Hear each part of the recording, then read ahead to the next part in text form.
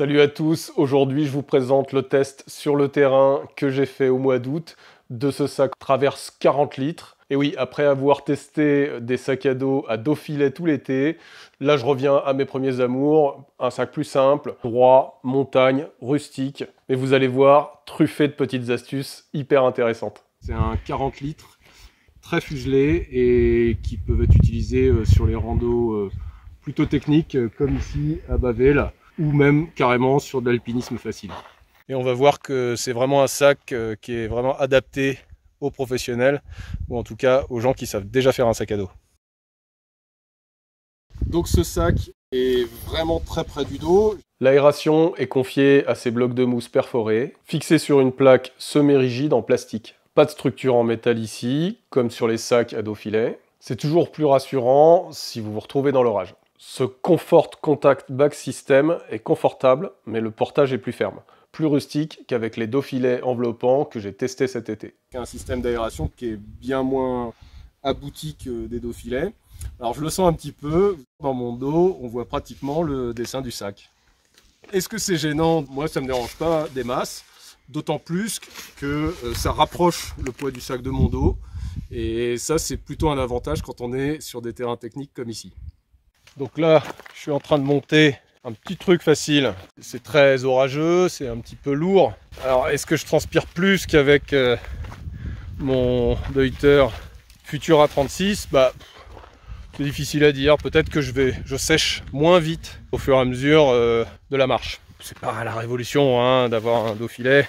Ah oui, comme d'habitude, cette vidéo n'est pas sponsor. J'ai simplement demandé à Orthovox de m'envoyer ce sac à dos gratuitement. Ils ont accepté et je les en remercie. Alors ce que j'aime particulièrement, c'est le design. Je trouve qu'il est vraiment très très beau. Il y a des coloris qui sont très sympas. J'aime beaucoup celui-là, mais également le marron et vert, qui est particulièrement classe. Parmi ses grandes qualités, il tient debout tout seul. Et ça, c'est quand même sympa. Ce sac est bourré de petits détails pratiques. Les sangles rétractables sur les bretelles sont assez géniales. Elles servent à accrocher des tas de trucs, des accessoires, tout ce qui peut être accroché avec un mousqueton en fait.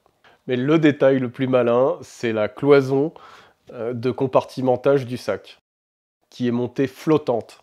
C'est-à-dire qu'elle se comporte comme un diaphragme.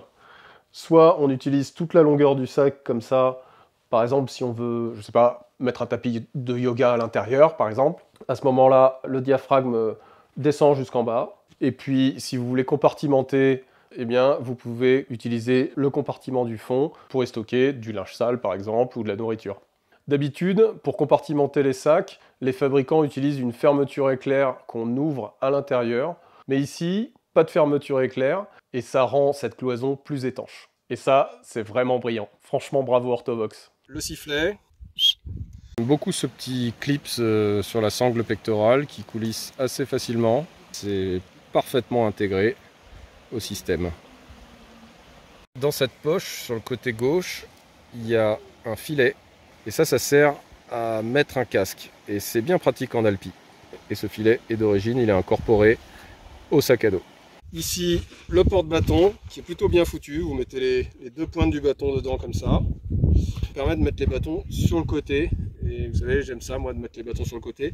Les bâtons n'ont pas du tout leur place ici, puisque sinon, sur les rochers, on reste accroché avec les pointes.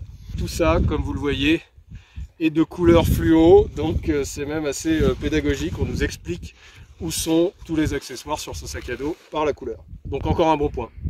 Et n'oubliez pas de me laisser un like si cette vidéo vous plaît. Et abonnez-vous. En fait, les bretelles sont très très larges. À peu près 1 cm de plus, presque, que des bretelles d'autres sacs. Ce qui est plutôt un avantage puisque ça répartit la charge comme il faut. Il y a moins de cisaillement. Mais comme elles sont plus couvrantes, plus en contact avec votre peau que des bretelles aérées, forcément vous allez transpirer un petit peu plus en conditions purement estivales. Mais on ne peut pas tout avoir. La housse de pluie est incorporée ici, au fond du sac. Les sangles latérales sont vraiment parfaitement perpendiculaires au sac. Et elles permettent de fixer des choses volumineuses sur les côtés. Là, on peut mettre un petit matelas comme ici, mais on peut aussi mettre une tente de manière très ponctuelle. Cette petite fermeture éclair là fait tout le tour du sac et elle monte jusqu'en haut avec un double curseur. Et ça permet d'ouvrir le sac pratiquement en entier. Et il y a cette ouverture en bas qui permet de stocker des choses dont on ne se sert pas souvent. Par exemple, une petite pharmacie dans un Tupperware. Pour pas qu'elle soit trop abîmée quand je pose le sac par terre, ben je mets toujours ma pharma dans un Tupperware bien fermé, bien étanche. Comme ça protège tous les médicaments que je peux avoir dans ma pharma. Et l'avantage ici, c'est que la fermeture est vraiment très facile. Elle se fait à une main.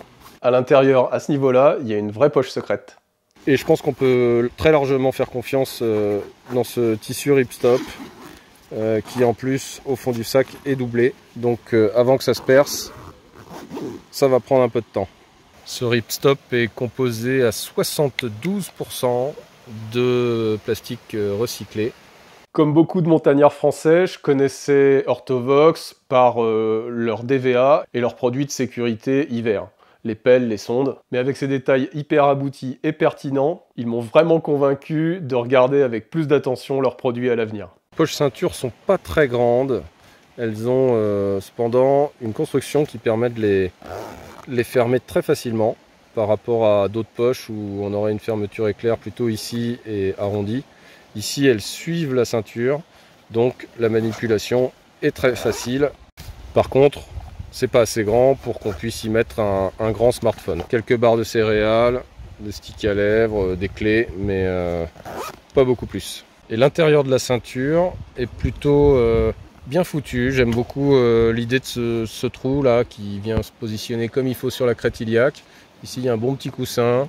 C'est vraiment le juste équilibre entre la finesse quand même et puis le confort sur les hanches.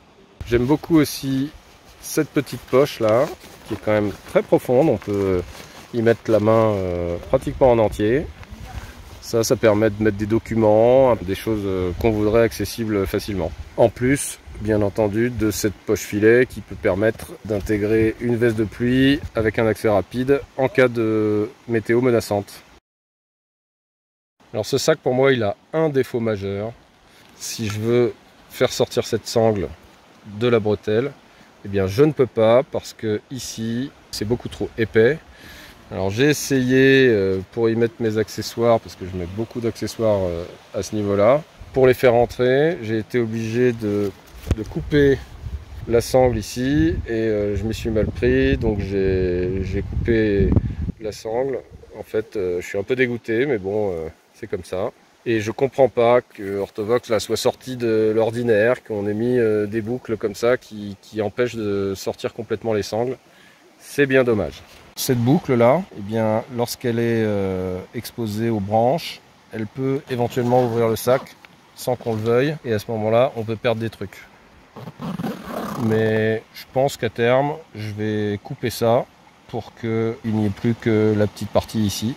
Et comme ça, ce sera plus safe. Je suis pas non plus très fan du système de fixation de la poche à eau à l'intérieur du sac qui se manipule forcément à deux mains. En 30 litres, il fait 960 grammes, mais avec une ceinture moins rembourrée et avec une seule poche à droite.